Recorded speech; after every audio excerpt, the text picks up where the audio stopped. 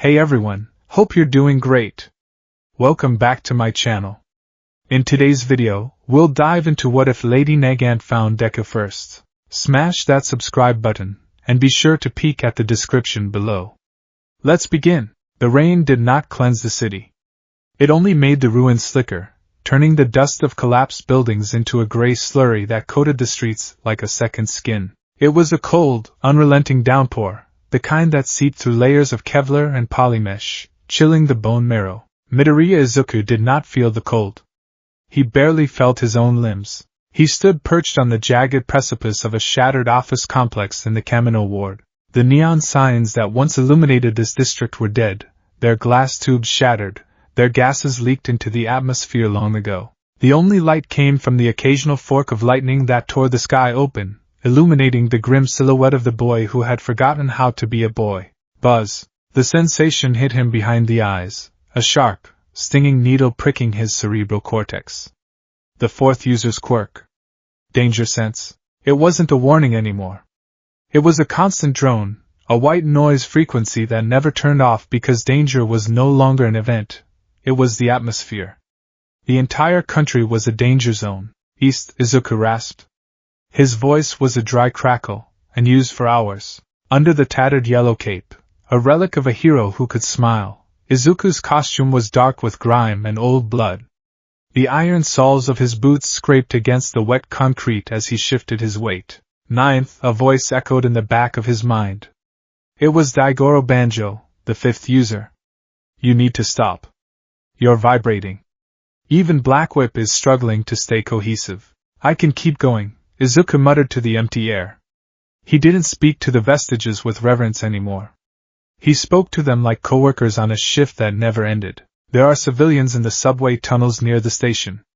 The danger is heading toward them. It's just a scouting party of jailbreakers, the first user's voice chimed in, gentle but filled with a sorrow that Izuku had learned to tune out. You haven't slept in 36 hours, Izuku. Shigaraki doesn't sleep, Izuku replied, and with a burst of green lightning that shattered the puddle beneath his feet, he launched himself into the void. He didn't fly. He tore through the air. The physics of his movement were violent. He utilized the float quirk not to drift, but to negate gravity just long enough for the air pressure blasts of his kicks to propel him forward like a missile. He was a green blur against the gray storm, a ghost haunting the skeleton of Japan. He was the ninth holder of One for All. And he was entirely, utterly alone. Kana Tsutsumi hated the rain. It reminded her of the long nights spent lying prone on rooftops, her eye welded to a scope, waiting for a corrupt hero or a political liability to walk in front of a window. Rain messed with ballistics. It adjusted the trajectory, the windage, the drop. You had to do more math in the rain, but tonight she wasn't calculating windage. She was calculating the worth of a soul. She sat cross-legged on a velvet armchair in a room that smelled of expensive wine and decaying flesh. The warehouse was dim, illuminated only by the sterile glow of medical monitors. In the center of the room sat the man who had effectively ended the world, all for one. His face was a ruined landscape of scar tissue, devoid of eyes or nose, yet Kana felt his gaze on her more intensely than she had ever felt the Public Safety Commission president's glare. You look displeased, Lady Nagant, the demon spoke. His voice was smooth, a baritone purr that vibrated in the hollow space of the room. Kana didn't flinch. She picked at a loose thread on her prisoner uniform, or rather, the outfit she'd scrounged together after the Tartarus breakout.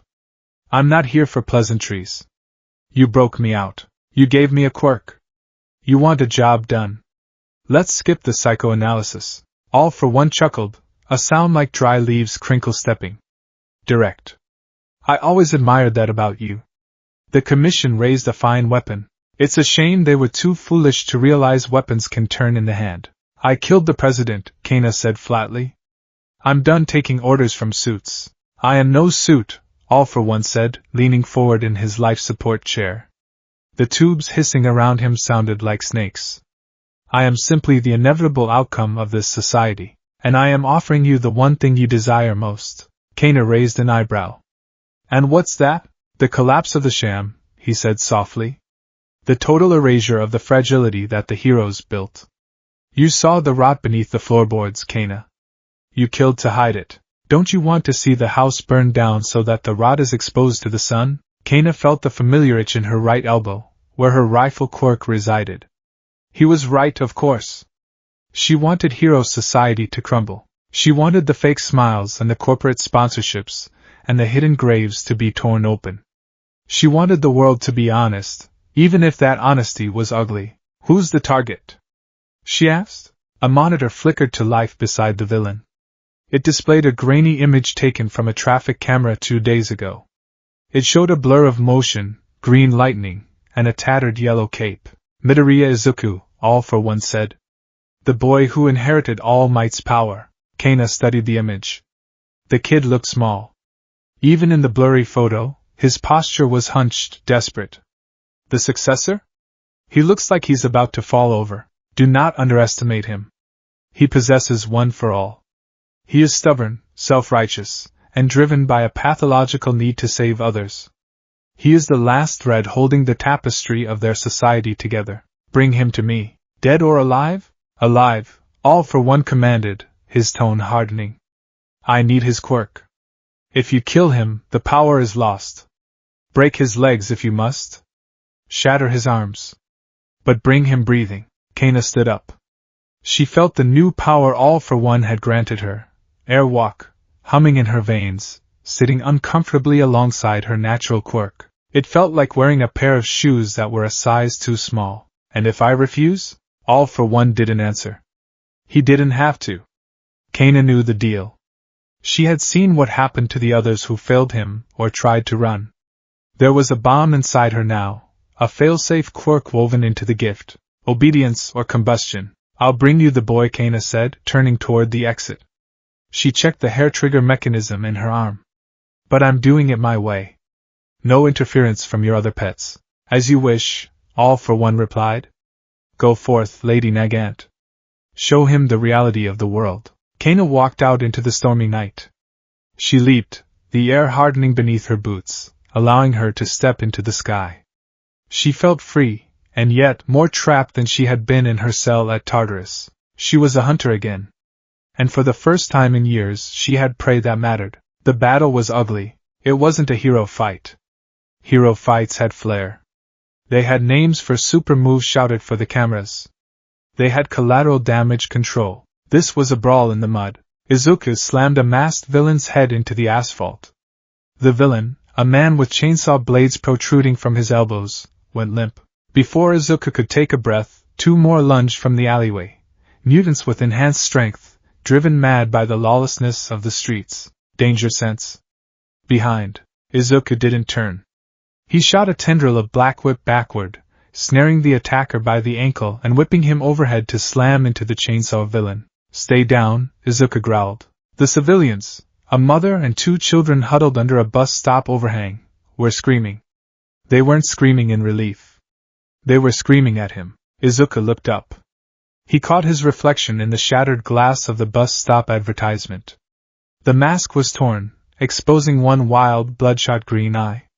The metal respirator hissed like a dying animal. The mud and blood covering him made him look less like All Might and more like the monsters he was fighting. Please! The mother cried, shielding her children. Just take the money! Don't hurt us! Izuku froze. The Black Whip tendrils receded into his skin.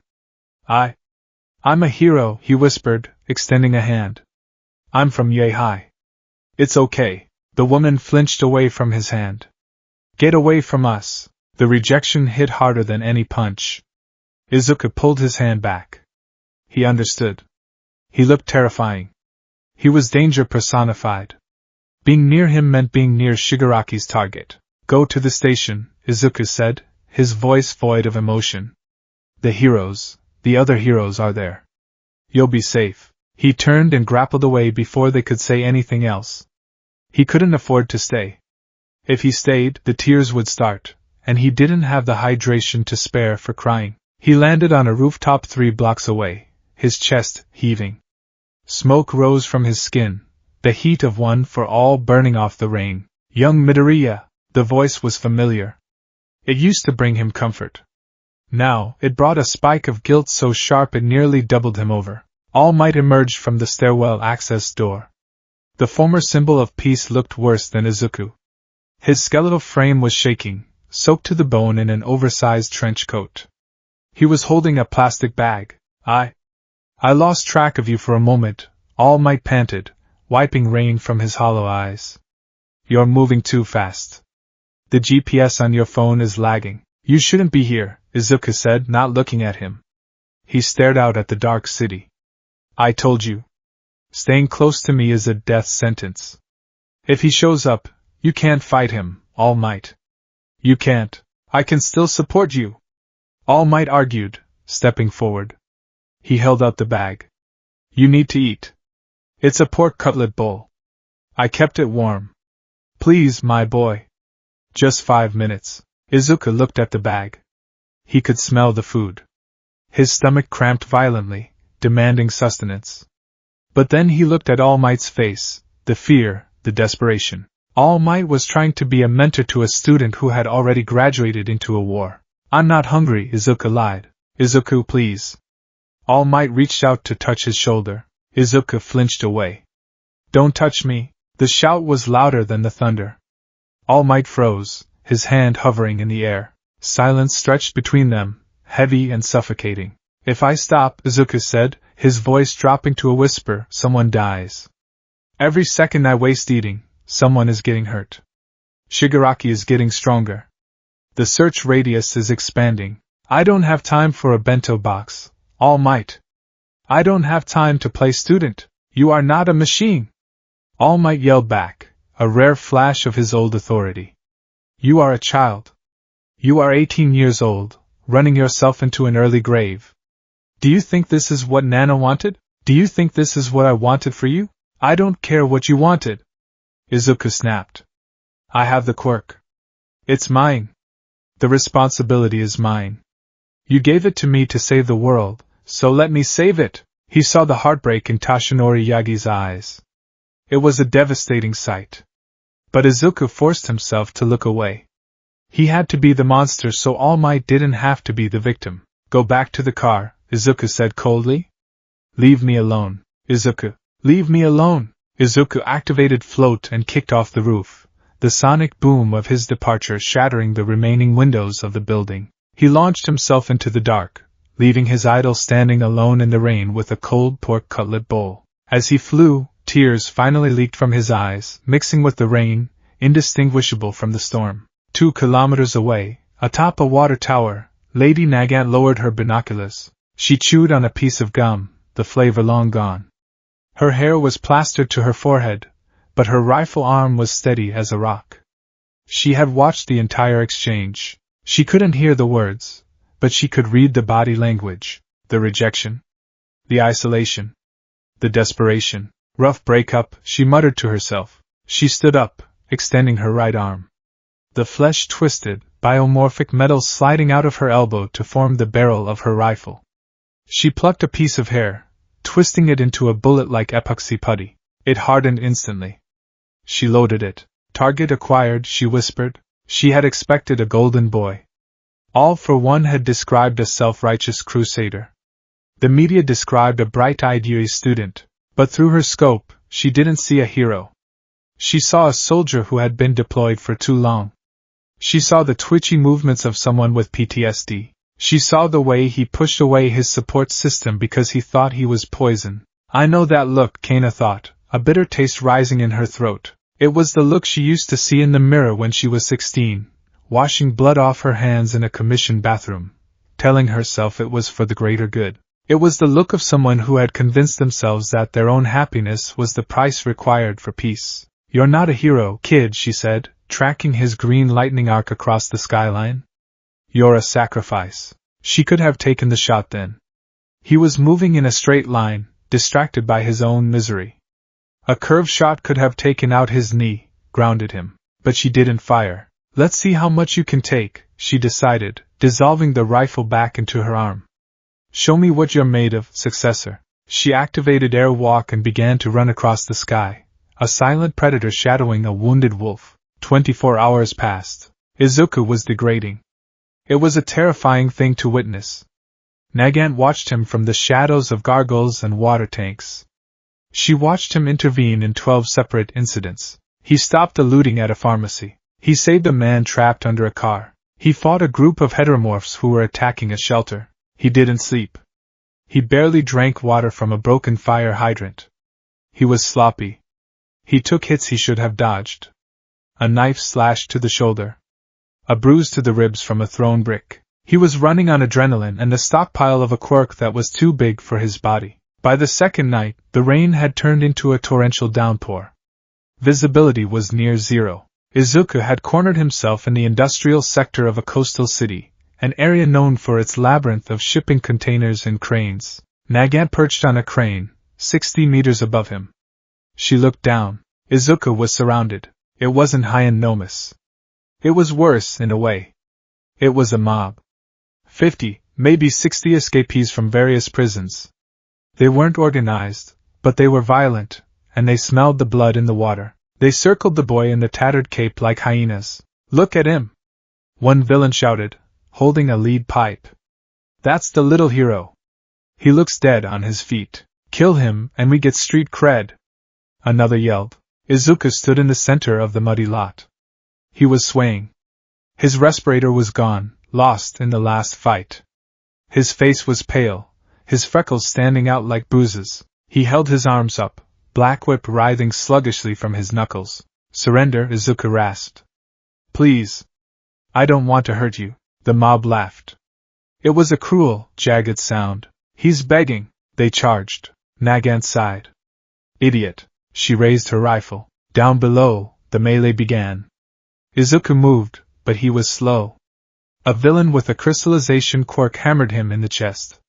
Izuku skid back, coughing blood. He responded with a Manchester smash, flipping the villain into a stack of pallets, but two more grabbed his arms. He was overwhelmed. The sheer volume of bodies was suffocating him. He blasted them back with a shockwave, but he stumbled, his knee hitting the mud. He was going to lose. Not because he was weak, but because he was empty. Nagant centered her crosshairs. Not on Izuku. Bang! The shot was silent, suppressed by the heavy rain, but the impact was not. A villain raising a sledgehammer over Izuku's head suddenly had his weapon shattered into shrapnel. The force threw him backward. Izuku's head snapped up, looking for the source. Bang! Bang! Bang! 3 more shots. A villain with acid spit took a round to the shoulder, spinning him around. A villain with stretching arms found his limbs pinned to a shipping container by a bullet that expanded on impact. A massive brute charging Izuku tripped as a round blew the concrete apart right in front of his foot. The mob froze. Snipers were terrifying because they were invisible gods. Izuku scrambled to his feet, eyes wide, scanning the rooftops. Danger Sense was screaming, but it was confused. The danger wasn't aimed at him. It was aimed around him. Nagant stood up on the crane, silhouetted against a flash of lightning. She let the purple and pink fabric of her scarf whip in the wind. She wanted him to see her. "Up here, little hero," she murmured. Izuku saw her. He locked eyes with the woman standing in the sky. Nagant jumped. She fell 60 meters, airwalking twice to break her momentum, and landed with a heavy thud on top of a shipping container, 10 feet above the mob. She looked down at the villains with a bored expression. "You boys are making a lot of noise. I'm trying to enjoy the rain." "Who the hell are you?" a villain shouted. Nagant raised her right arm. The rifle barrel extended with a wet, organic schlick sound. She smiled, but it didn't reach her eyes. "Lady Nagant," a villain in the back whispered in horror. "That's Lady Nagant. The Commission's Reaper. Run!" The smart ones ran. The dumb ones charged. Nagant didn't even look at Izuku. She opened fire. It was a masterclass in violence. She didn't kill, not because she couldn't, but because she was showing off. Kneecaps shattered. Weapons disintegrated. Shoulders were dislocated. She moved like a dancer, dodging quirks with minimal effort, returning fire with impossible accuracy. Izuku stood frozen, watching her. He had read about her. A former pro-hero. A traitor. A murderer. She was helping him. Within 2 minutes, the mob was dispersed or groaning in the mud. The industrial lot was silent again, save for the rain. Nagant stood on the container, smoke drifting from her elbow. She turned slowly to face Izuku. Izuku dropped into a combat stance, green lightning flickering weakly around his body. You're a Tartarus escapee. You're with All for One. Nagant hopped down, landing in the mud 5 meters from him. She didn't raise her weapon. She put her hands in her pockets, a display of arrogance and casual threat. I am, she said. Her voice was raspy, carrying the weight of years of silence and solitary confinement. He sent me to fetch you. I won't go, Izuku growled. He tried to summon 45% of Ofe, but his body screamed in protest. He managed maybe 20%. His vision blurred. Relax, kid, Nagant said, walking closer. If I wanted to capture you, you'd be unconscious already. I've been watching you for 2 days. You're terrible at this. Izuku blinked. What? This lone wolf act, she gestured to his ragged appearance. It's pathetic. You're running on fumes. You pushed away the only backup you had because you think suffering makes you noble. I'm keeping them safe. Izuku shouted, his voice cracking. I'm the target. If I'm alone, no one else gets hurt. Wrong, Nagant said sharply. She stopped 3 feet from him. She was taller than him, imposing. If you're alone, you get sloppy. If you get sloppy, you get caught. If you get caught, All for One wins, and then everyone dies anyway. So really, by acting like a martyr, you're endangering everyone. Izuku opened his mouth to argue, but the words died in his throat. The logic was brutal, cold, and undeniably true. His knees buckled. He forced himself to stay standing. Why? Izuku panted. Why did you help me? If you're with him, why shoot them? Nagant looked at him. Really looked at him. She saw the blood mixed with mud on his cheek. She saw the trembling in his hands, and she saw the fire in his eyes, a fire that was burning him alive from the inside out. Because I was curious, Nagant said softly. I wanted to know if the successor was just another Golden Age product. Another plastic hero smiling for the cameras. She leaned in. But you're not, are you? You're dirty. You're broken. You're willing to destroy yourself for people who just threw rocks at you. Nagant reached out. Izuku flinched, expecting an attack. Instead, she poked him in the center of his chest, right over his heart. You remind me of someone I used to know, she whispered. Before the world turned her into a gun, Izuku stared at her, confusion warring with exhaustion. Lady Nagant, what do you want? Nagant stepped back. She looked up at the stormy sky, the rain washing over her face. All for One wants you, she said. He wants me to drag you to a mansion in the mountains. He promised me the collapse of Hero Society if I did. Then why are we talking? Izuku asked, his fists clenching. Nagant looked back at him, a crooked, dangerous smile touching her lips. Because Hero Society is already collapsed, kid. Look around. She gestured to the ruined city. The job is done. I don't need him for that. She turned her back to him, exposing herself to attack. A show of trust. Or a test. You need to disappear, Midoriya Izuku, she said. Real disappearing. Not this loud, vigilante rampage you're doing. All for One has eyes everywhere. He can smell your exhaustion. I can't hide, Izuku said. I have to find him. You can't find anything if you're dead, Nagant countered. She glanced over her shoulder. I have a safe house. Lead-lined. Underground. No signals in or out. I have food. I have ammo. Izuku hesitated. Every instinct he had told him this was a trap. Danger sense was buzzing, but it was a low hum, not a siren. It was warning him of her potential, not her intent. Why would you help me? He asked again. Nagant closed her eyes for a moment. She thought of the HPSC president. She thought of the blood on her hands. She thought of the hopelessness of being a tool. Maybe I'm just tired of old men telling me who to kill, she said. Maybe I want to see if a broken tool can still fix something. She started walking toward the darkness of the shipyard, away from the city center. I'm leaving, she called out. There's a warm bed and a tactical map of AFO's operations where I'm going. Or you can stay here, pass out in the mud, and let the next wave of jailbreakers peel you off the pavement. Your choice, hero. Izuku stood alone in the rain. He looked back toward where he had left All Might. He looked at his shaking hands. He felt the crushing weight of one for all, a legacy that felt too heavy to carry another step. He looked at the woman walking away, a villain, a killer, a monster. But she was the only one who had looked at him and seen the soldier, not the symbol. Izuku took a step. Then another. He stumbled after her, the darkness swallowing them both. The silence between them was heavier than the rain. They moved through the skeletal remains of the industrial district like ghosts. Lady Nagant took the lead, her movements fluid and predatory. She didn't walk so much as glide, her boots finding purchase on slick rebar and crumbling concrete with an intuition that spoke of years spent hunting in the worst conditions imaginable. 5 paces behind her, Midoriya Izuku stumbled. Every step was a negotiation with gravity. His legs, wrapped in the torn remnants of his hero costume and iron supports, felt like they were filled with lead shot. The adrenaline that had sustained him during the brawl with the jailbreakers was rapidly fading, replaced by a cold, hollow ache that settled deep in his marrow. Keep moving, he told himself. Do not stop. If you stop, you fall. He focused on the back of the woman ahead of him.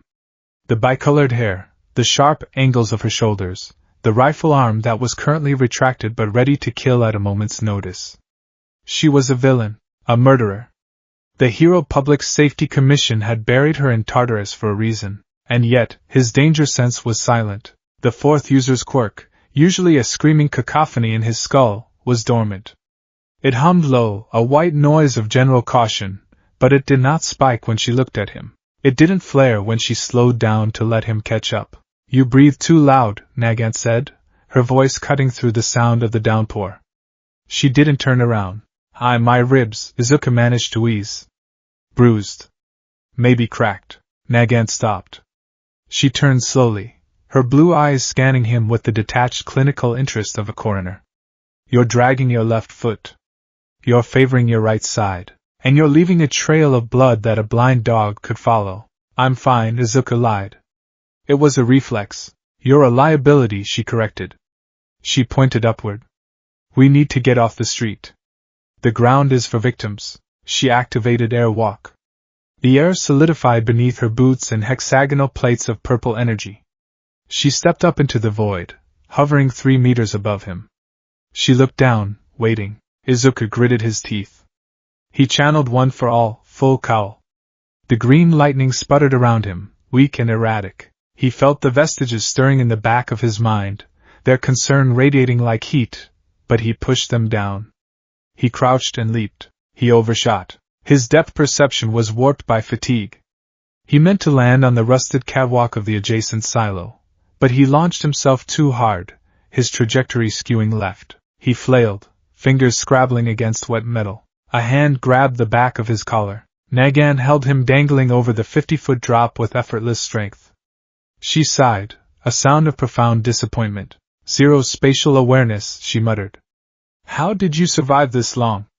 Luck? Let go, Izuku gasped, trying to swing his legs to find purchase. If I let go, you break your neck, and then I have to explain to All for One why his prize is quadriplegic. She hauled him up, tossing him onto the catwalk like a sack of wet flour. Izuku landed hard, rolling onto his back. He lay there for a moment, staring up at the rain falling from the black sky. It felt like the world was crying. Get up, Nagant ordered.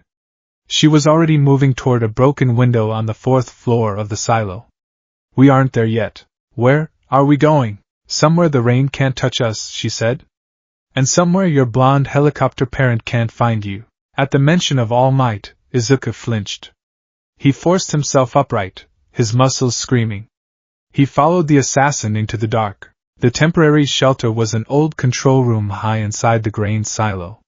It was dusty, smelling of dry rot and pigeon droppings, but it was dry. The windows were caked with years of grime, blocking out the light but allowing a view of the city below if one got close enough. Nagant kicked the door shut and jammed a rusted steel pipe under the handle.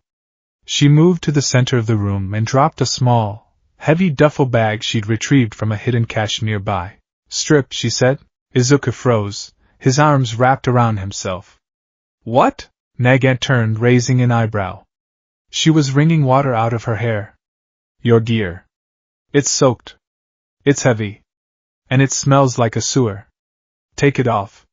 Check for wounds. If you get gangrene, I'm cutting the limb off. Izuku hesitated, clutching the tattered remains of Gran Torino's cape. I can't take the suit off. It's a costume, Nagant snapped. She reached into her bag and pulled out a thermal blanket and a bottle of antiseptic. It's cloth and Kevlar. It doesn't make you a hero. You make you a hero. Now take it off before you freeze to death. Her tone wasn't sexual. It was military. It was the tone of a commanding officer speaking to a subordinate who didn't know how to tie their boots. Slowly, painfully, Izuku began to unbuckle the iron soles. He peeled off the gauntlets, his skin underneath pale and crisscrossed with old scars. He removed the top part of his suit, leaving him in his undershirt and pants. He shivered violently as the cold air hit his damp skin. Nagant tossed him the thermal blanket. He caught it, wrapping it around his shoulders instantly. Sit, she commanded, pointing to a clear spot on the floor. Izuku sat. He watched as she pulled a protein bar from her bag and threw it at him. It hit him in the chest. Eat. Slowly. If you vomit, you clean it up. Izuku tore the wrapper open with trembling fingers. The first bite tasted like chalk and dust, but his stomach roared in gratitude. He forced himself to chew, to swallow. Nagant sat opposite him, leaning against the wall, one leg drawn up.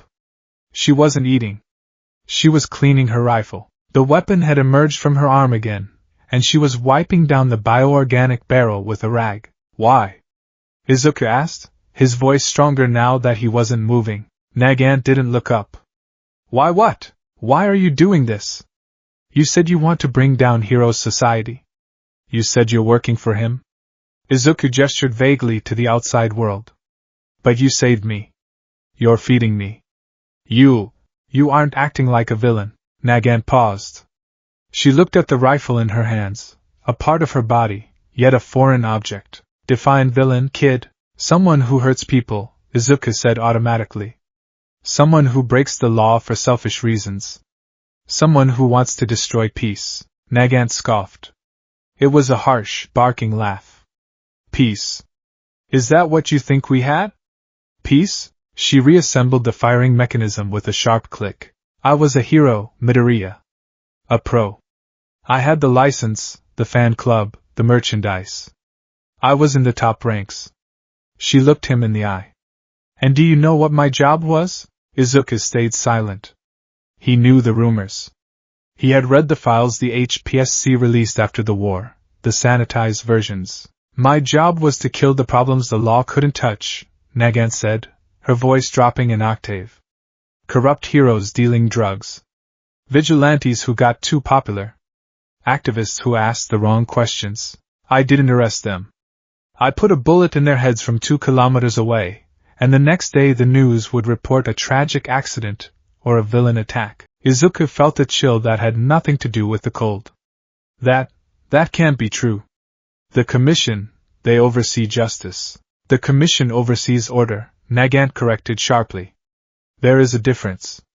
They built a beautiful glass castle called Heroes Society, and they filled it with smiling idols like All Might. But glass is fragile. To keep it from shattering, someone had to kill the people throwing stones. That was me. I was the mop that cleaned up the blood so you kids could play hero in a clean playground. She pointed the barrel of her rifle at the floor between them. I didn't turn villain because I wanted chaos. I turned because I got tired of having blood on my hands while the president smiled and told me it was for the greater good. I killed the president because I realized she was the villain. Izuku stared at her. He wanted to deny it. He wanted to shout that All Might's arrow was pure, that justice was real. But he couldn't. He thought of the civilians screaming at him to go away. He thought of Endeavor's abuse, hidden for years. He thought of Hawks, killing twice because there was no other way. The world wasn't black and white.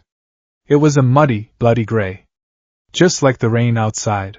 So, Nagant continued, leaning her head back against the wall. To answer your question, I'm helping you because I see the same look in your eyes that I had when I was 18. You think if you just run fast enough, hit hard enough, and suffer enough, you can fix it. You think you can carry the whole world. She looked at him with a mixture of pity and contempt. You can't. you'll break. And when you break, society breaks with you. That's why All for One wants you. He doesn't need to kill you. He just needs to wait for you to snap. Izuku looked down at his hands. They were scarred, crooked. The hands of a breaker. I don't have a choice, Izuku whispered. Shigaraki is coming. If I rest, people die. If you die, everyone dies, Nagant countered. It's simple math. But heroes were always bad at math. An hour passed. The rain intensified. Izuku dozed fitfully, sitting upright. The danger sense kept him in a state of semi-consciousness, jolting him awake every time a distant villain caused trouble in the city. But the signals were far enough away that he didn't move. Nagant watched him. She had finished cleaning her rifle and was now observing the blinking light on Izuku's wrist, his gauntlet, which he had placed on top of his pile of wet clothes. It was a communicator. And it was vibrating. Nagant crawled over silently. She picked up the gauntlet. The screen was cracked, but readable. Incoming call, Tashinori Yagi. She stared at the name. The former number 1. The man who cast a shadow so large it had swallowed this boy whole. She pressed the answer button, but didn't speak. She just listened. Izuku? Izuku, are you there? All Might's voice was frantic, tinny through the damaged speaker. Please pick up. The GPS signal is stationary. I'm close. I'm at the rail yards. I'm coming to you. Just hold on. Nagant's eyes narrowed. The rail yards? That was less than a kilometer away. She ended the call. She looked at the boy. He was shivering in his sleep, murmuring something about saving Tenko. Nagant stood up. This was the moment. The divergence point. If All Might found him, the cycle would continue. The boy would run, All Might would chase, and eventually, the assassins would catch them both in the open. AFO would win. She walked over to Izuku and kicked the sole of his boot. Hard. Izuku jerked awake, green lightning flaring instantly. What? Who's there? Wake up, Nagant said, her voice cold. We have a problem. Izuku rubbed his eyes, the fatigue hitting him like a physical blow. What is it? Did they find us? Your babysitter found us. Nagant tossed the gauntlet into his lap. All Might is at the rail yards. He's coming here. Izuku stared at the gauntlet. A mix of relief and terror washed over his face. All Might, he's okay. He's an idiot, Nagant spat. He's driving a distinct vehicle, broadcasting a signal, and shouting your name on an open channel. He might as well be firing flares into the sky. She crouched down, getting in Izuku's face. Listen to me, Midoriya. All for One knows where All Might is. Always. He toys with him. If All Might comes here, he brings the eyes of the enemy with him. I have to tell him to go back, Izuku said, reaching for the communicator. Nagant's hand clamped over his wrist. Her grip was like iron. No, she said. You don't get it. As long as you are connected to him, you are predictable.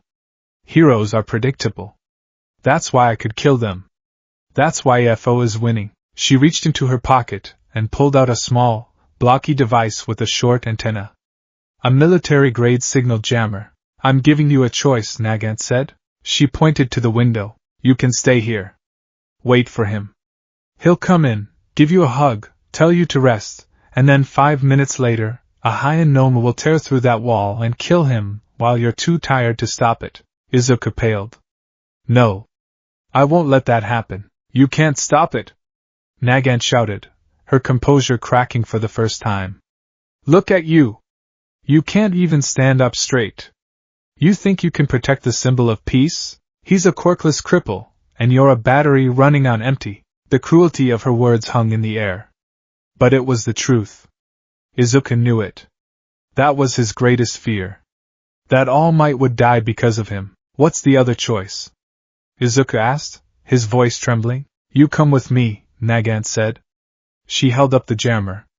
I turn this on. We go dark. Completely. No GPS. No comms.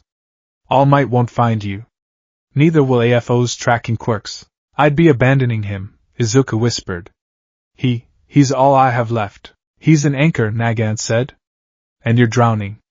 You need to cut the rope, or you both sink. She stood up and walked to the door, pulling the pipe from the handle.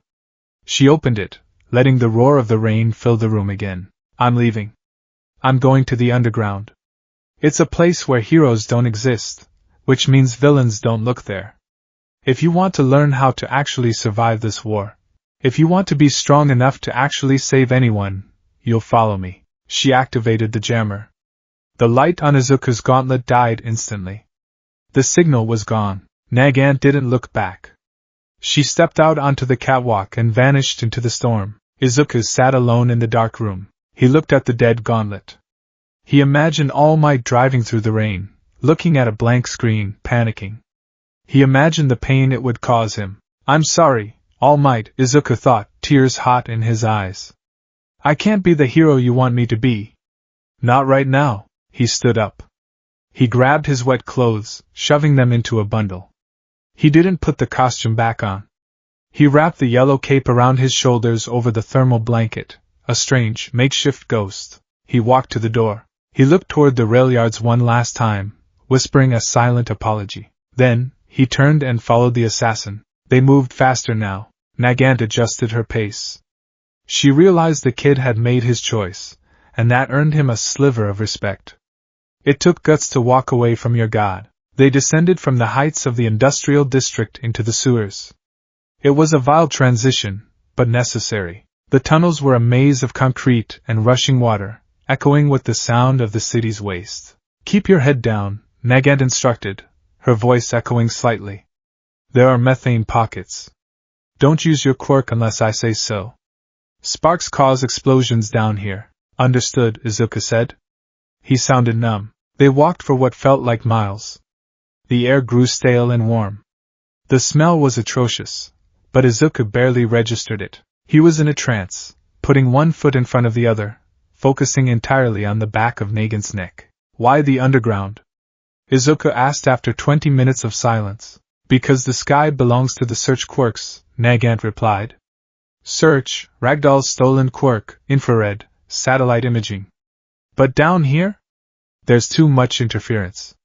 Too much concrete and steel. She stopped at a junction and checked a marking on the wall, a faint scratch that looked like graffiti but was actually a code.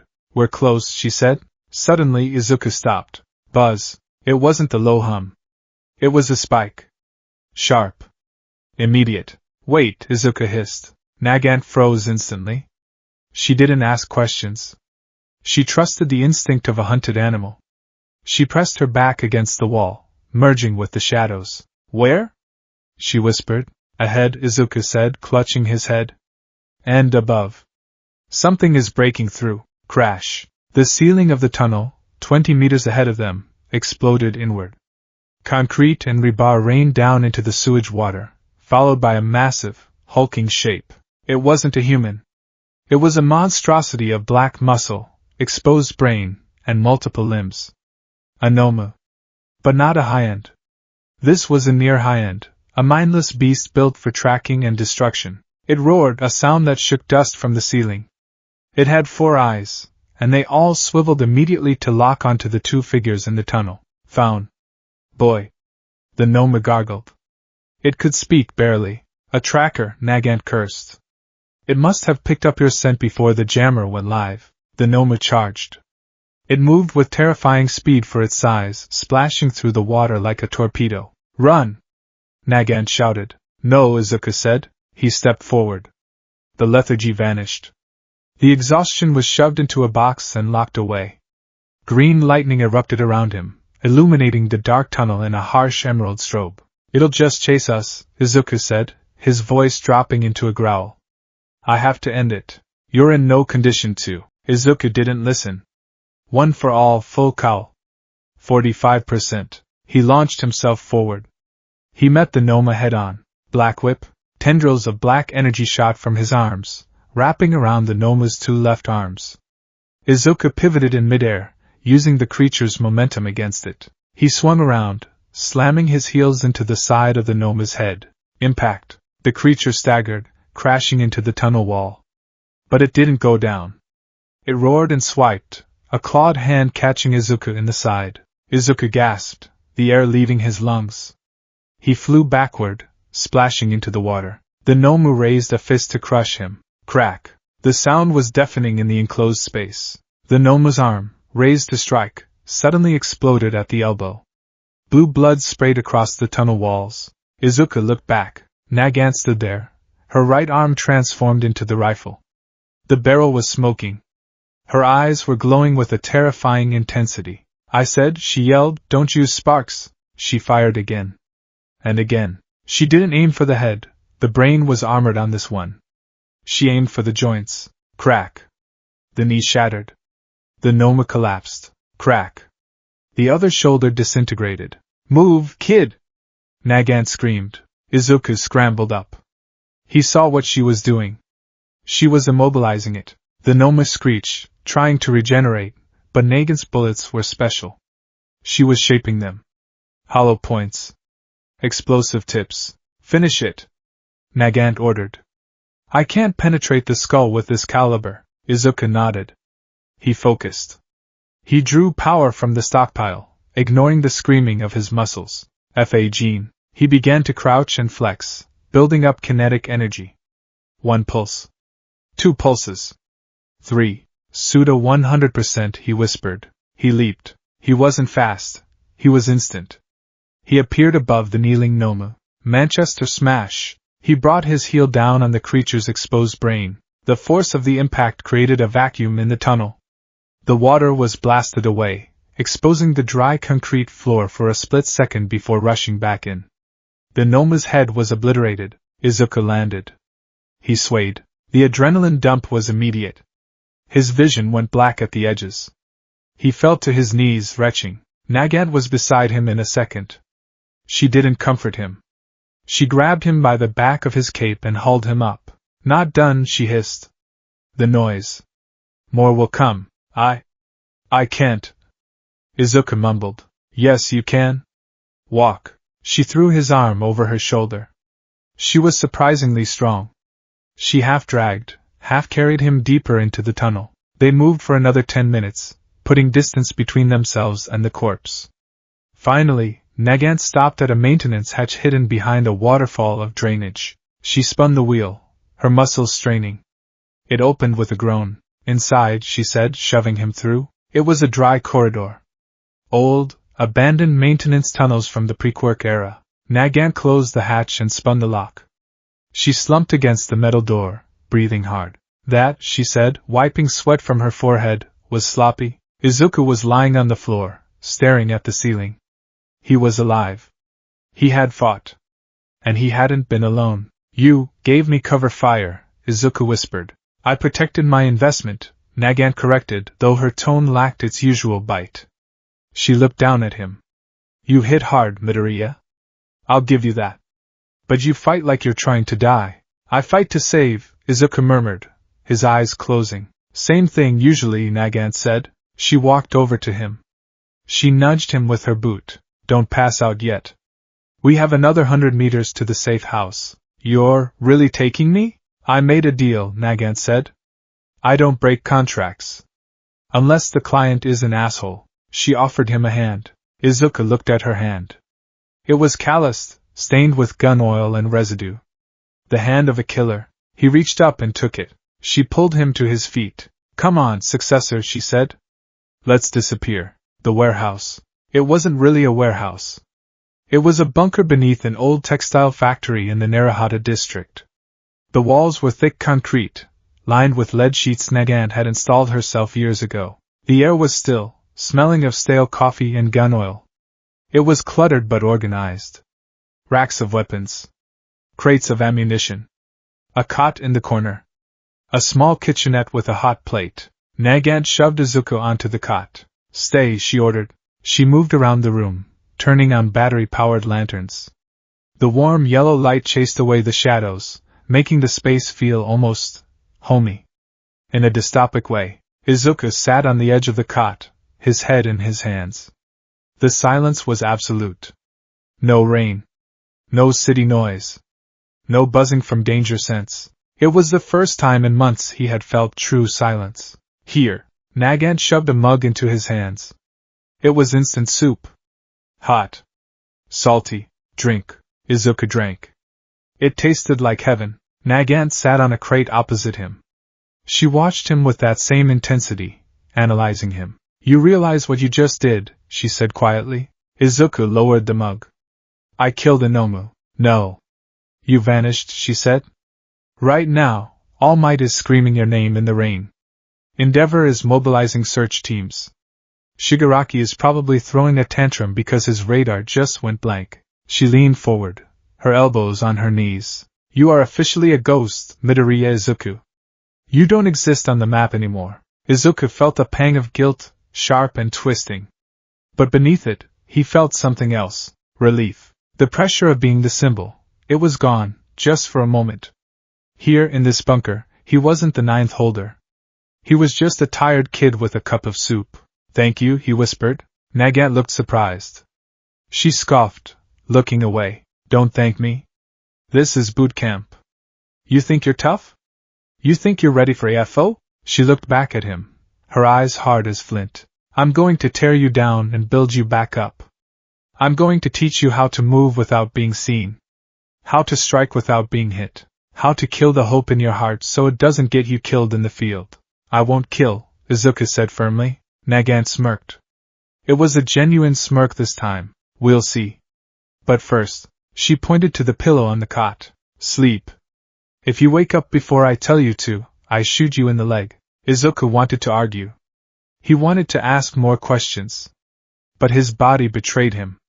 The warmth of the soup, the safety of the bunker, the sheer exhaustion. He fell back onto the cot. His eyes closed before his head hit the pillow. For the first time since leaving Ue, Midoriya Izuku slept without dreaming of ruin. Lady Nagant watched him for a long time. She stood up and walked to the wall where she had pinned a map of Japan. There were red X's over various cities. She took a marker and drew a black circle around their location. Bullets in the rain, she whispered to herself. She touched the scar on her arm where AFO had given her the quirk. The bomb was still there. Ticking. She looked back at the sleeping boy. Make it worth it, kid, she murmured. Make it worth blowing up for. She sat down in the chair by the door, rifle across her lap, and began her watch. The smell of ozone and old dust hung heavy in the air. Midoriya Izuku woke, with a gasp, his body jerking upright on the narrow cot. His right hand shot out, summoning Black Whip instinctively, seeking a target, a purchase, anything to anchor him. The black tendrils lashed out, striking the gray concrete wall with a dull slap before dissolving into smoke. Silence. There was no rain. No thunder. No sirens. And, most terrifyingly of all, no buzzing in the back of his skull. For the first time in weeks, the fourth user's quirk, Danger Sense, was completely silent. It was a sensory deprivation that felt louder than any scream. It was like going deaf in the middle of a war zone. Easy, trigger. The voice came from the corner of the room, sharp and cool. Izuku whipped his head around. His vision swam, the after-effects of extreme exhaustion still clinging to his synapses. In the dim light of a battery-powered camping lantern he saw her. Lady Nagant sat on a crate, one leg crossed over the other. She had changed out of her prison uniform into tactical gear she must have scavenged or stashed, cargo pants, a black tank top, and the signature ammunition belt slung across her chest. She was cleaning her rifle arm with a rag, the metallic components of her elbow gleaming in the low light. Where? Izuku croaked. His throat felt like he had swallowed sand. Underground, Nagant said, not looking up from her maintenance. Lead line bunker. Old Yakuza stash house from before the overhaul. No signals in, no signals out. That includes your little spider sense. Izuku rubbed his temples. The memories of the sewer, the Nomu, and the long walk in the dark came rushing back. He looked down at himself. He was wearing dry clothes, a simple gray t-shirt and sweatpants. His hero costume, or what was left of it, was hanging on a drying rack near a portable heater. How long was I out? 14 hours. 14? Izuku scrambled off the cot, his legs tangling in the thermal blanket. He hit the floor but pushed himself up instantly. I have to go. 14 hours. Shigaraki could have moved. The search radius. All Might. He looked around frantically for the exit. He saw a heavy steel door with a wheel lock. Sit down, Midoriya, Nagant said. Her voice didn't rise, but it carried the weight of a command. I can't! Izuku snapped, panic rising in his chest. You don't understand. Every second I sit here, click, the sound was unmistakable. It was the sound of a hammer locking back. Izuku froze. He turned slowly. Nagant had raised her right arm. The rifle barrel, extruded from her elbow, was leveled directly at his forehead. The distance between them was less than 5 meters. At this range, she wouldn't miss. She couldn't miss. I said, sit down, she repeated. Her eyes were blue ice, devoid of the hesitation he had seen on the rooftop. Izuku stared down the barrel. He calculated the odds. 1 for all 45%. He could dodge. Maybe. But in this confined space? The ricochet alone could kill him.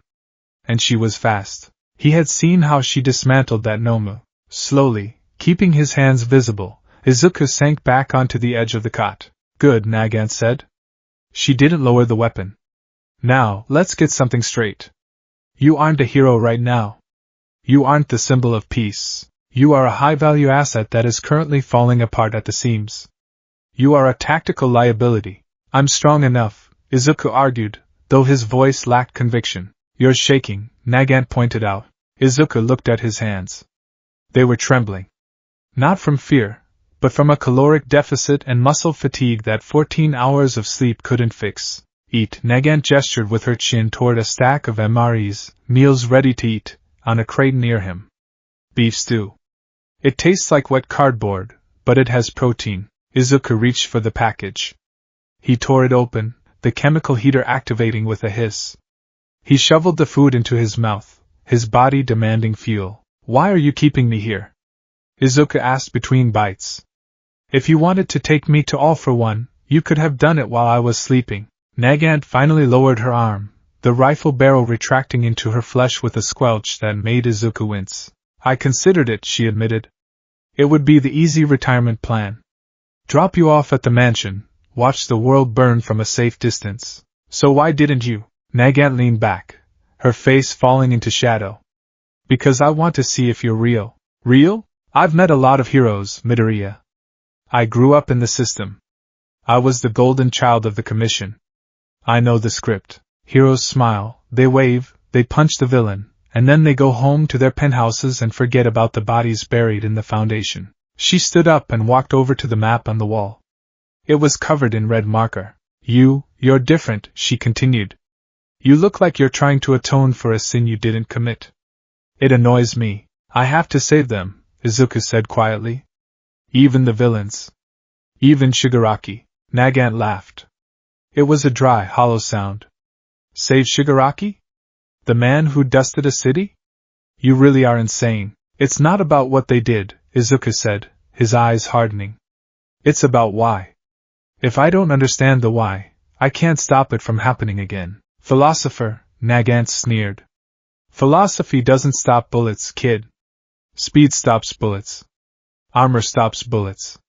Ruthlessness stops bullets. She turned to him. You want to leave? Fine. But first, we need to clear the air. Literally. She walked to the steel door and spun the wheel. The air vents are clogged. And I need to check the perimeter. My danger sense is just my eyes and ears, and they don't work through concrete. I'll come with you, Izuku said, standing up. Bring your gear, Nagant ordered. If we get compromised, we aren't coming back here. The surface world was still weeping. The rain hadn't stopped. If anything, it had intensified. It was a torrential downpour that turned the world into a blur of gray and black. They emerged from a concealed hatch inside a derelict auto repair shop. The roof had partially collapsed, allowing the rain to flood the garage floor. Izuku pulled his cowl up. He felt the familiar weight of the iron soles on his feet, the bracing on his arms. He felt more like himself, but the silence of danger sense was unnerving. Stay close, Nagant whispered. She moved like liquid shadow, hugging the walls, checking sight lines. They moved out into the alleyway. The Narahata district was a ghost town. Evacuated weeks ago. Why did you bring me out here? Izuku whispered. You have vents in the bunker. Because he is checking in, Nagant murmured, tapping her temple. Izuku stiffened. All for one? He has a connection to me. A mental link. He's been buzzing in my head for the last hour. Asking why I'm stationary. Asking why he can't feel your presence. What did you tell him? I told him I was hunting, she said. But he's impatient. He doesn't trust anyone. Especially not a traitor. Nagant stopped at the corner of the alley. She raised her binoculars. He sent a chaperone. Izuku peered around her shoulder.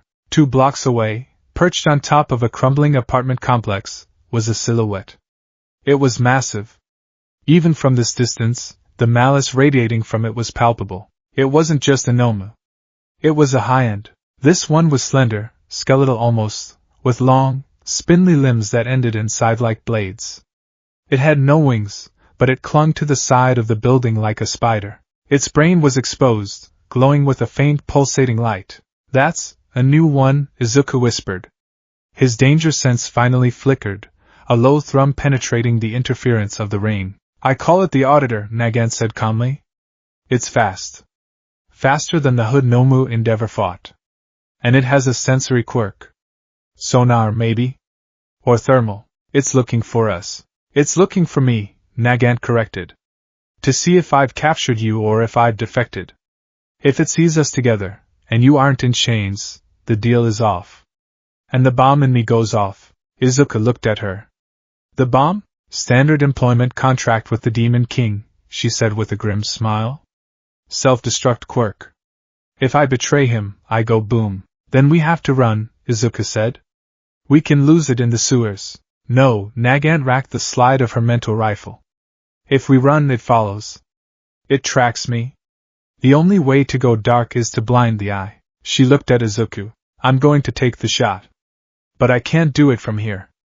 The rain is too heavy, and it has bone plating over the temporal lobes. I need it to expose its weak point, the brain, Izuku said, specifically the brain stem. Beneath the casing. It only exposes it when it screeches or when it prepares to lunge. Nagant turned to him. I need bait, Midoriya? Izuku didn't hesitate. I'll do it. You realize, Nagant said, her voice low, that if I miss, or if I decide to just let it kill you, you're dead. You're trusting your life to the woman who was sent to kidnap you. Izuku looked her in the eye. He saw the darkness there, the cynicism. But he also saw the fatigue. The same fatigue he felt. You fed me, Izuku said simply. And you didn't shoot me while I slept. I trust you. Nagant stared at him for a second, her expression unreadable. Then she scoffed. Idiot. All right. Go. Make a scene. I'll be on the water tower. Izuku stepped out into the main street. He took a deep breath, inhaling the wet, metallic air. He channeled one for all. Full cowl. 45%. Green lightning erupted from his body, sizzling in the rain. He didn't try to hide it. He let the power flow, let it scream. Hey! He shouted, his voice amplified by the power. Over here! On the rooftop, the high-end Nomu twitched. Its head snapped around 180 degrees. It had no eyes, just a smooth, pale visor of bone, but it saw him. It screeched. A sound like grinding metal that shattered the windows of the cars on the street. Target. Found. It hissed. It leaped. It crossed the 2 city blocks in a single bound, landing on the asphalt 20 meters from Izuku. The impact cratered the road. Izuku didn't flinch. He dropped into a fighting stance. Come on, he muttered. Expose the neck. The Nomu didn't lunge immediately. It circled him, its side limbs twitching. It was intelligent. Lady. Nagant. The Nomu gurgled. Where is... Traitor? She's not here. Izuku yelled. It's just me. I'm the one you want. He fired a blast of air pressure with a flick of his fingers. Delaware smash. The compressed air hit the Nomu, knocking it back a step, but it barely scratched the chitinous armor. The Nomu shrieked in annoyance. It opened its mouth, a vertical slit in the bone visor, revealing rows of serrated teeth. Die! It lunged. Izuku saw it in slow motion. The scythe arm swinging for his neck. Black whip! 6 tendrils exploded from Izuku's back. He didn't aim for the Nomu. He aimed for the environment. He grabbed 2 lampposts and a mailbox, yanking himself backward faster than his legs could carry him. The scythe missed his nose by an inch. The wind pressure cut his cheek. Izuku landed and immediately rebounded. Fa Gene. He built up the kinetic energy. He shot forward, ducking under a second swing. He slammed a fist into the Noma's gut. Impact. The creature doubled over, but its tail, a component Izuku hadn't noticed, whipped around and slammed into his ribs. Izuku gasped, flying sideways.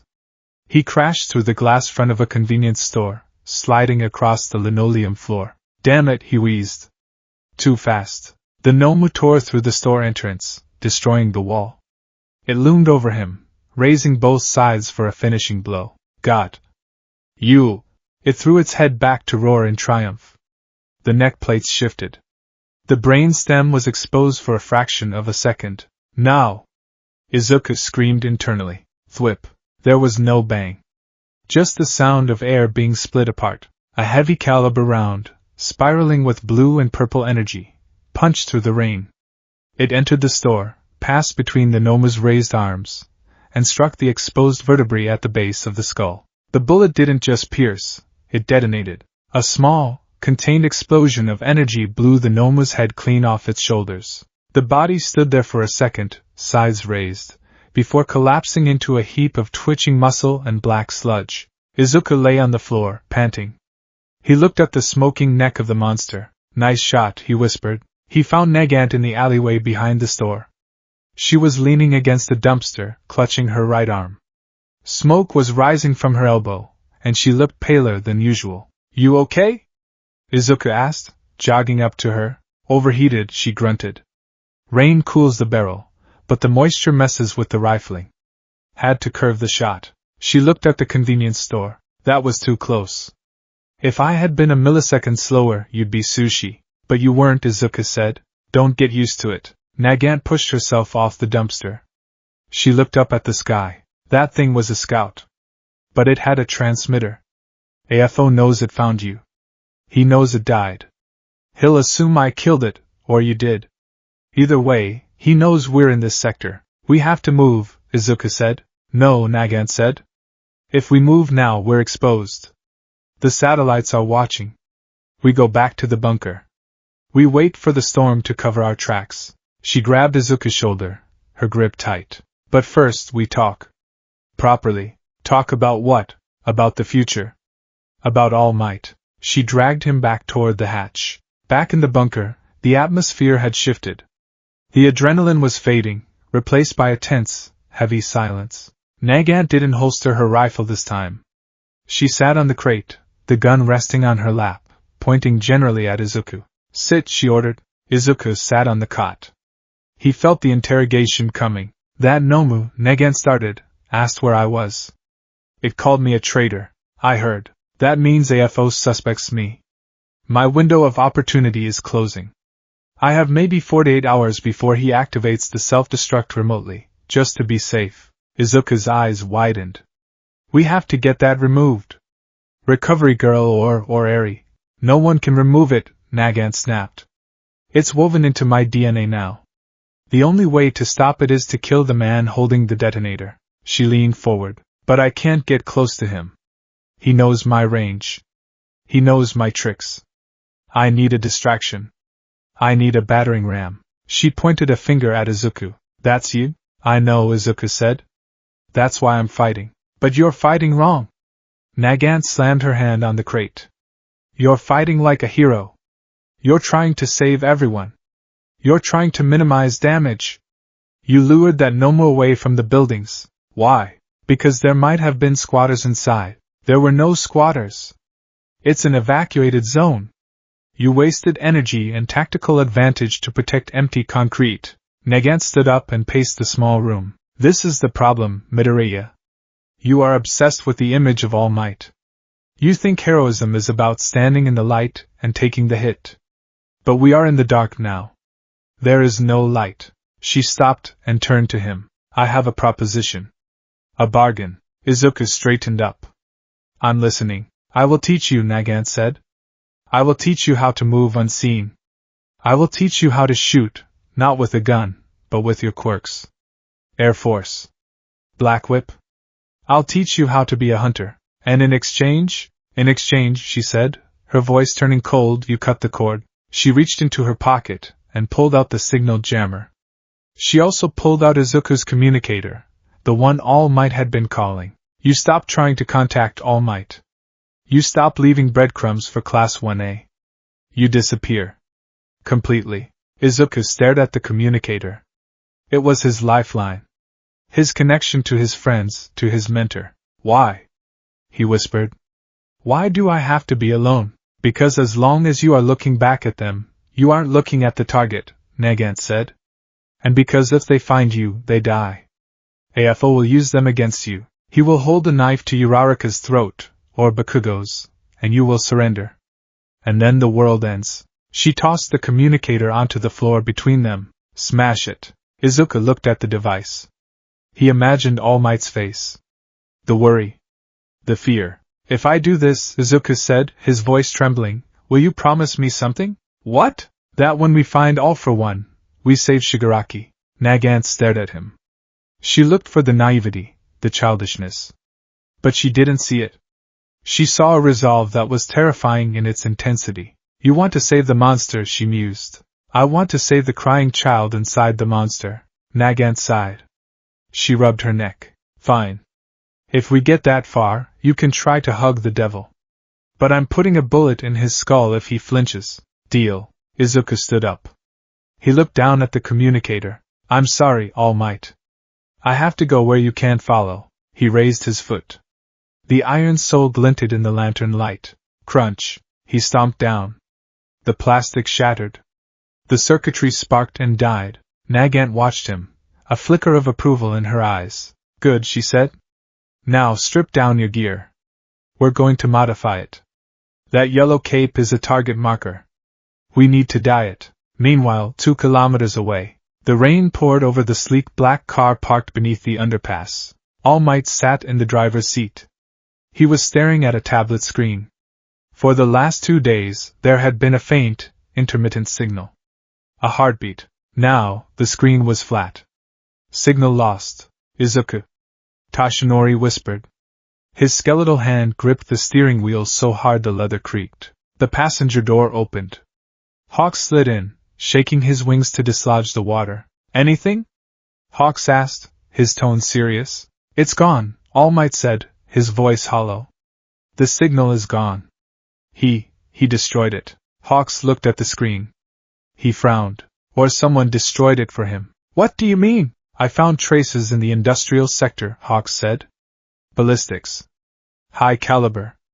And hair. All Might turned to him. Hair? Bicolored. Blue and pink. Hawks' expression darkened. I know that hair. I grew up admiring it. All Might's eyes widened in horror.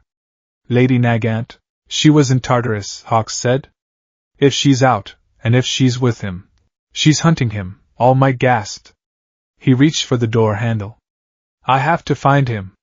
She'll kill him. Wait. Hawks grabbed his arm. Think, All Might. If she wanted him dead, he'd be dead. Nagant doesn't miss. If the signal just went dead now, it means they've been together for a while. She captured him? Maybe, Hawks said. He looked out at the rain. Or maybe something else. I found a Noma carcass. Headshot. Clean. That's her signature. But there were signs of a struggle before the shot. Signs of green lightning. Hawks looked back at All Might. They fought together, All Might. Against the Noma. Tashinori slumped back in his seat. The implication was staggering. Izuku, his successor, the heart of heroism, teaming up with the Commission's greatest assassin? Why? Tashinori whispered. Survival, Hawks said quietly. Izuku is smart. He knows he can't do this alone. And if he thinks you're in danger by being near him. He pushed me away, All Might finished, tears welling in his sunken eyes. He pushed me away to protect me. We have to find them, Hawks said. Before AFO realizes his assassin has gone rogue. Because when he does, he's going to bring the whole house down on them. Back in the bunker, Izuku sat on the floor, working a needle and thread through the fabric of his cape. Nagant had found a bottle of black dye. The bright yellow of Gran Torino's cape was now a mottled, dark gray, urban camouflage. Nagant was sitting opposite him, sketching on a piece of paper. Float, she said suddenly. Izuku looked up. What? Your quirk. The seventh user's. Float. How does it work? I make myself lighter.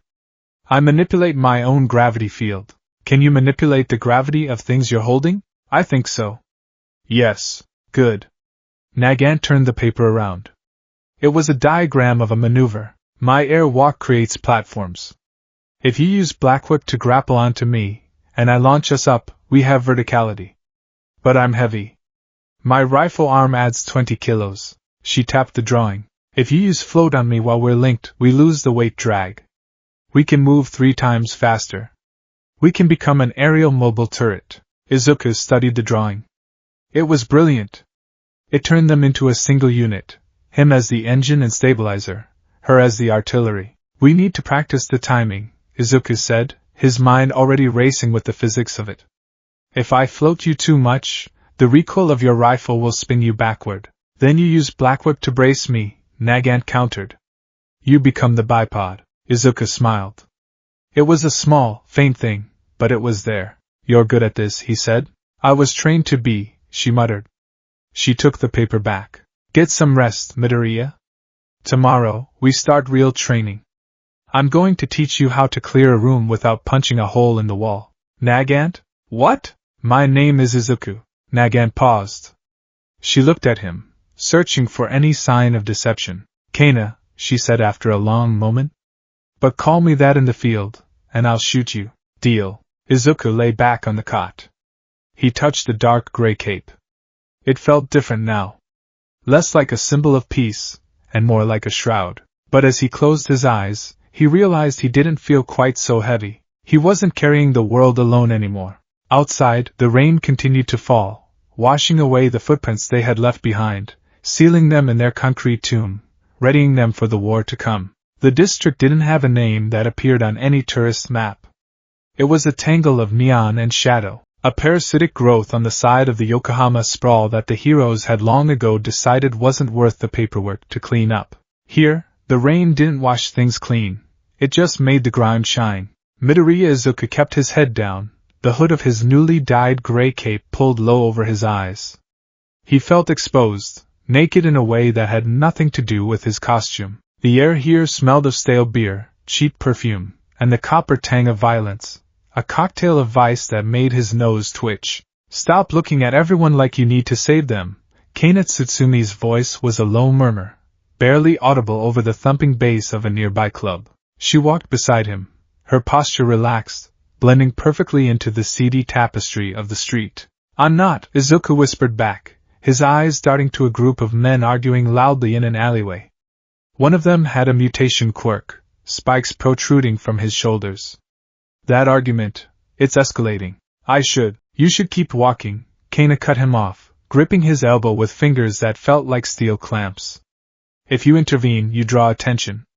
If you draw attention, police come. If police come, reports get filed. If reports get filed, All for One finds us, but they might hurt each other. People hurt each other, Midoriya. It's what they do. Unless someone pulls a knife or a quirk activates, it's just noise. Ignore the noise. Izuku gritted his teeth. It went against every fiber of his being. Every instinct honed by Yue, by All Might, by the very nature of One for All, screamed at him to step in. To be the shield. It was an addiction. He was realizing that now. The need to save wasn't just a duty, it was a compulsion. And Kana was forcing him to go cold turkey. They turned a corner, ducking into a narrow gap between a pachinko parlor and a snack bar.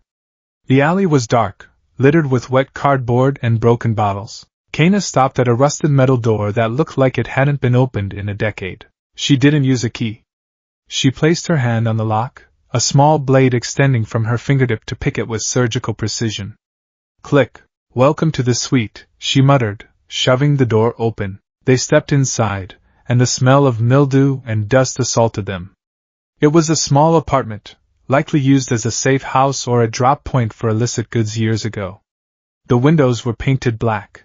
The furniture consisted of a single mattress on the floor, a wobbly table, and a mini-fridge that hummed aggressively. Kana locked the door behind them, engaging 3 separate deadbolts she had likely installed herself during a previous visit. Home sweet hell, she said, dropping her duffel bag. She turned to Izuku. Sit. Izuku didn't sit. He began to pace. The small room felt like a cage.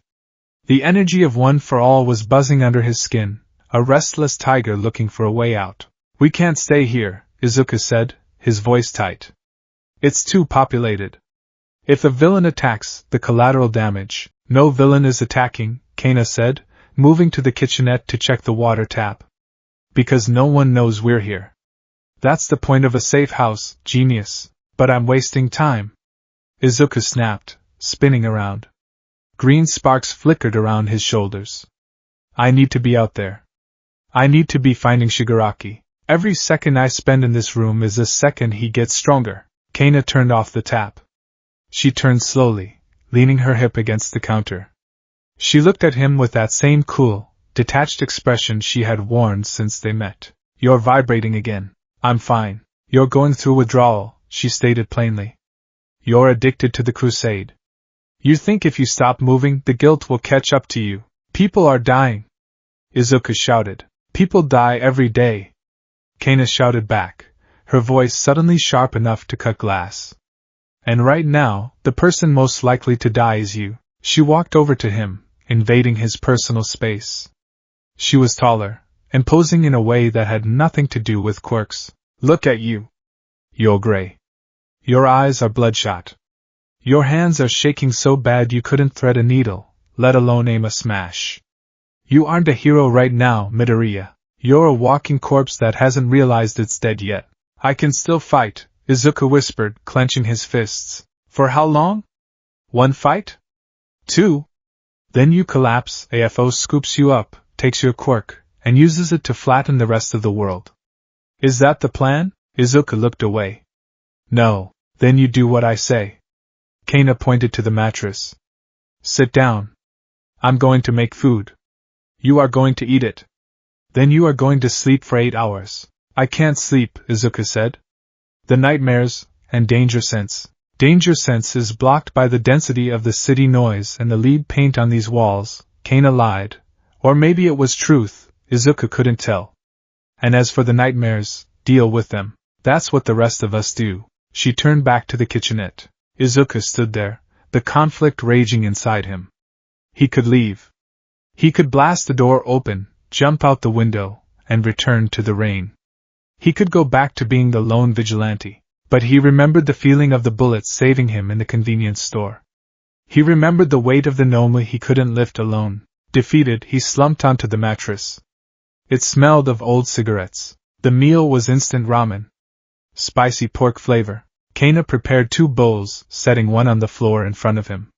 She sat on the table, legs dangling, nursing her own bowl.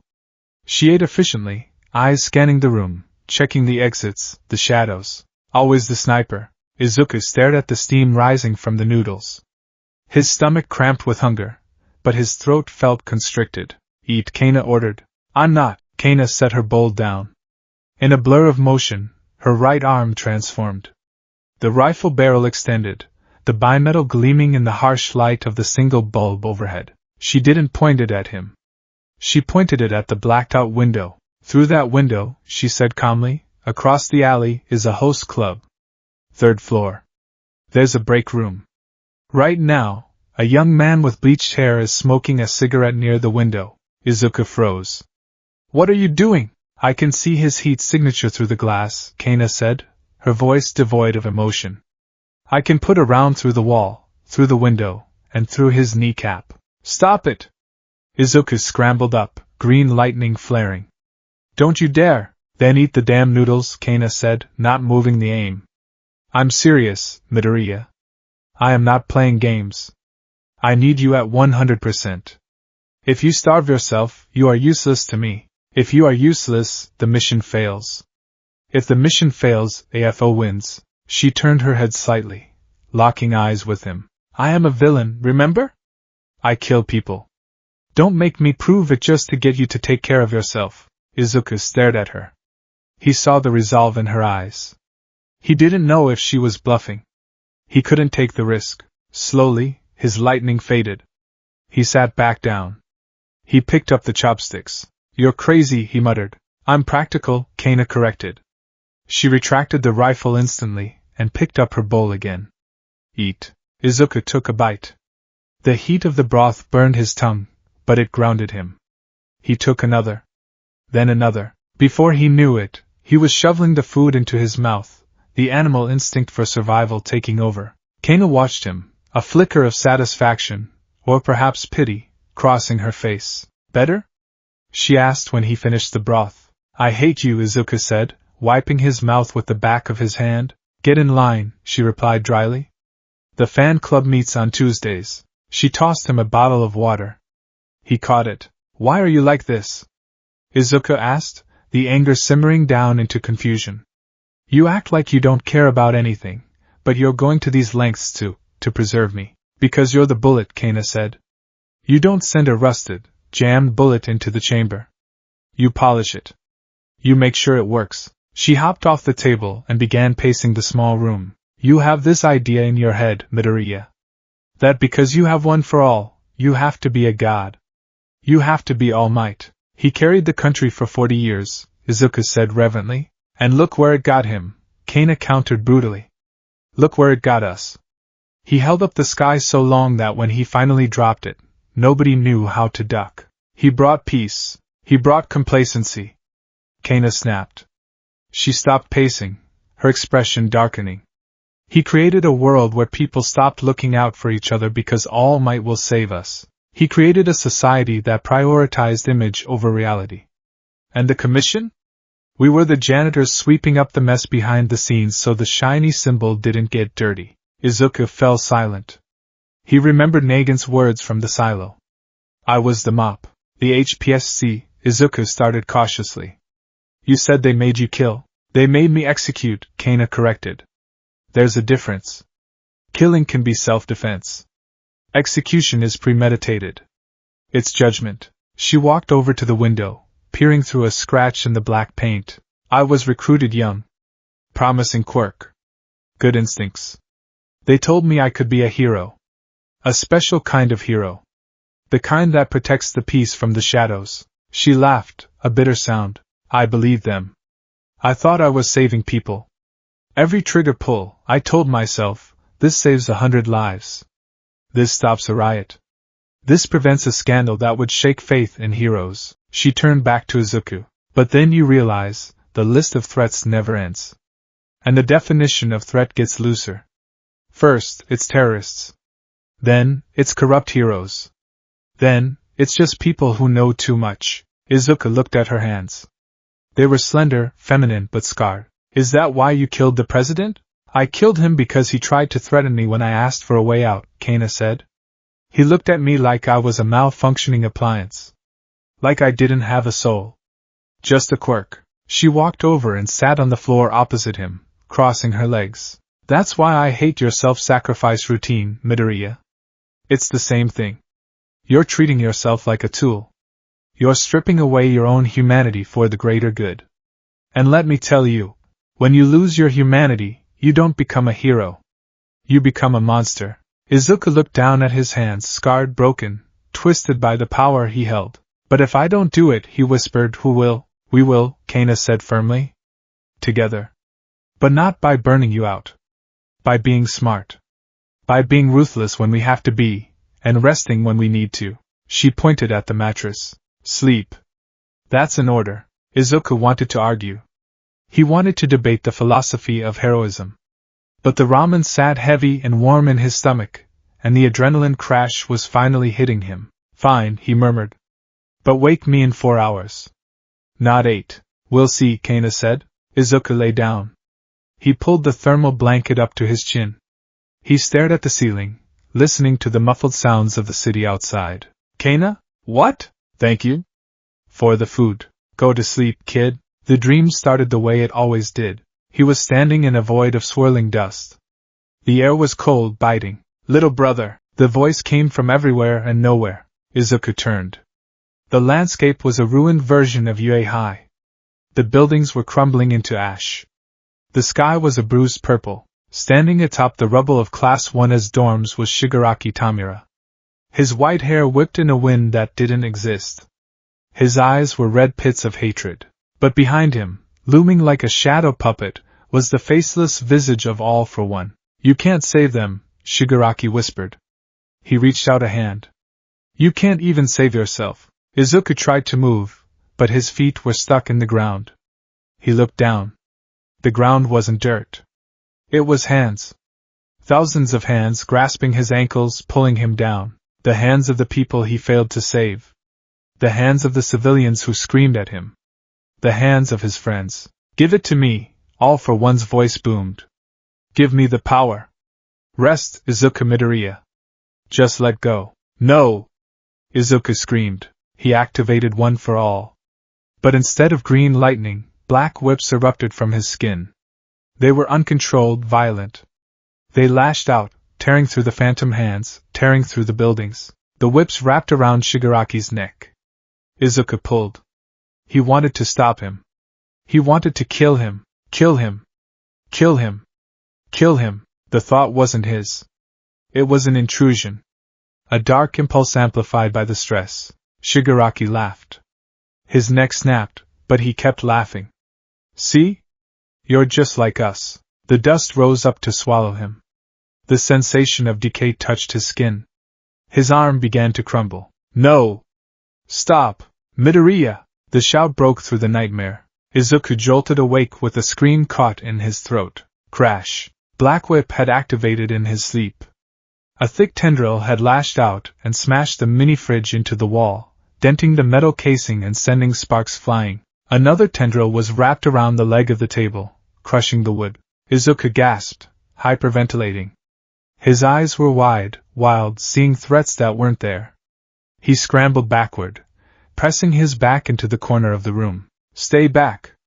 He yelled, green lightning sparking erratically around him. Don't come near me! Kana was standing in the center of the room. She had her rifle arm out, but she hadn't fired. She was watching him, her stance low and guarded. Midoriya, disengage, she said calmly. You're in the safe house. Naruhata District. It's just a dream. They were there, Izuku panted, clutching his head. The hands, the dust. I felt him trying to take it. Nobody is taking anything, Kana said. She slowly retracted the rifle. She held up her hands, showing palms. Look at me. Look at the wall. Look at the fridge you just murdered. Izuku blinked, his vision clearing. He saw the dented appliance. He saw the splintered table leg. The black tendrils receded into his skin, leaving him feeling cold and hollow. Izuku's voice broke.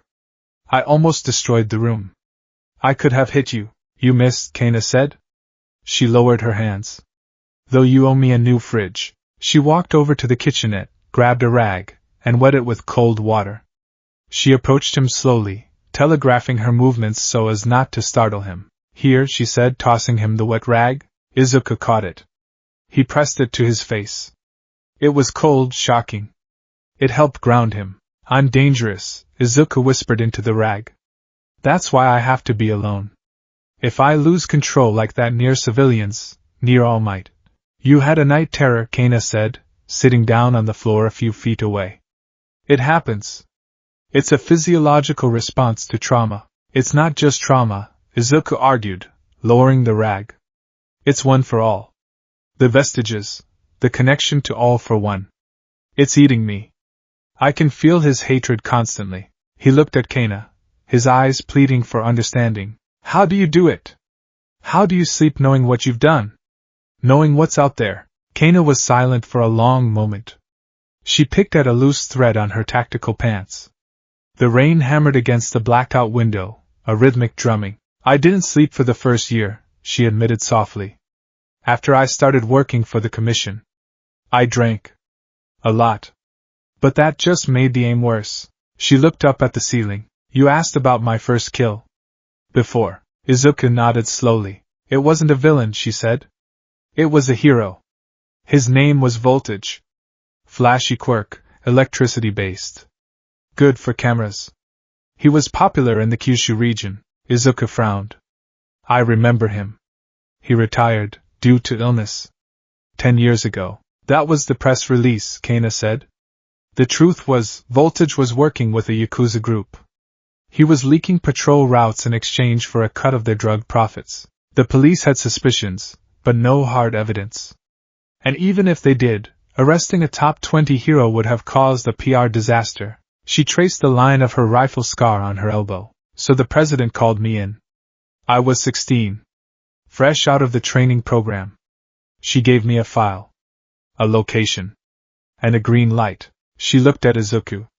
Her eyes were dark, reflecting the shadows of the room. I waited on a rooftop for 3 days. When he finally showed up to meet the Yakuza boss, he looked so normal. He was laughing. He had a picture of his daughter in his wallet. I saw it through the scope when he paid for a drink. Izuku held his breath. I threw up right before I took the shot, Kana confessed. My hands were shaking, just like yours were earlier. I kept thinking, he's a hero. He saves people. Maybe I can just arrest him. But you didn't, Izuku whispered. No. Because I remembered the photos in the file. The overdose victims from the drugs he helped distribute. The kids caught in the crossfire. She mimed a recoil with her shoulder. Bang. Clean shot. Through the heart. He died instantly. The Yakuza panicked. The police raided the place 10 minutes later, and the commission spun the story that Voltage died in a brave confrontation with the villains. She let out a long breath. I went home. I scrubbed my skin until it bled. I felt like a monster. Do you still feel like one? Izuku asked. Kana looked at him. A sad, crooked smile touched her lips. Sometimes. But then I realized something. If I hadn't taken that shot, how many more kids would have overdosed? How many families would have been destroyed? She leaned forward. It's a heavy weight, Midoriya. The heaviest there is. Taking a life, or risking your own, to balance the scales. It stains you. It breaks you. She gestured to the room, to the two of them sitting in the dark. But you don't have to carry it alone. That's the mistake I made. I isolated myself. I let the commission isolate me. Until the only voice in my head was the mission. Izuku stared at her. For the first time, he didn't see the assassin or the traitor. He saw a mirror, a version of himself further down the road, hardened and cracked, but still trying to find a reason to keep going. I don't want to kill, Izuku said firmly. I want to find another way. And that's why you're better than me, Kana said. And that's why I'm going to help you. Because if someone like you can win without becoming me, then maybe there's hope for this shitty world after all. She stood up and offered him a hand. Get up. You ruined the fridge, so no more cold drinks. But I think there's a kettle. Izuku took her hand. Her grip was firm, warm. I'm sorry about the furniture, he said, pulling himself up. I'll add it to your tab, she quipped. You can pay me back when you become the #1 hero. I don't care about the ranking anymore, Izuku said. Good. Rankings are for merchandise sales. Survival is for winners. She walked to the kitchenette and plugged in the kettle. Tea. Then we review the map of AFO's known safe houses. Then we start training. You need to learn how to move without announcing your presence to the entire hemisphere. Yes, ma'am, Izuku said automatically. Kana paused. She glanced back at him. And Midoriya? Yes? If the nightmares come back, wake me up. Don't tear down the walls. Izuku nodded, a small, genuine smile breaking through his exhaustion. Okay. I will. For the rest of the night, the silence in the room wasn't heavy. It was companionable. Two broken weapons, sitting in the dark, sharpening each other for the war to come. Outside, the rain began to slow, transitioning from a storm into a steady, rhythmic drizzle. The dawn was coming, gray and bleak, but it was coming nonetheless.